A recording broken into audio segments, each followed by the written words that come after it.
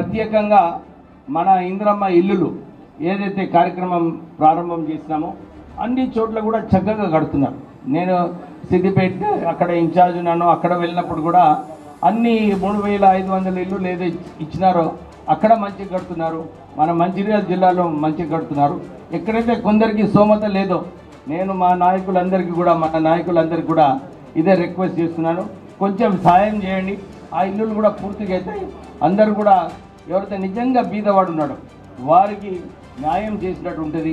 So మన పైన ఆ బాధ్యత తీసుకొని మన ప్రత్యేకంగా మీరు ఎవరైతే ఈరోజు ప్రమాణ స్వీకారం చేశారో మీరు ఇది గ్రామాలలో కొద్దిగా చూస్తుండండి, కొద్దిగా అలర్ట్గా ఉండండి. ఏ కార్యక్రమం సరిగా నడుస్తలేదో, ఏ కార్యక్రమం నడిస్తే బాగుంటుందో. ఇప్పుడే శారద గారు చెప్పినారు సార్ గ్యాస్ విషయం గురించి, అది చేస్తే బాగుంటుందని చెప్పి. మొన్న ఏ మీటింగ్లో వెళ్ళినప్పుడు కూడా పెన్షన్లు కావాలని చెప్పి చాలామంది కోరినారు.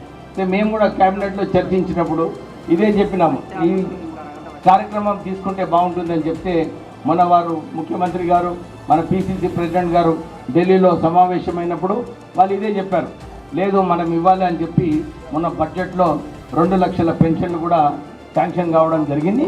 సో అన్ని బీద ప్రజలకు ఏదైతే అవసరాలు ఉన్నాయో ఆ కార్యక్రమాలు అన్నీ కూడా జరుగుతున్నాయి.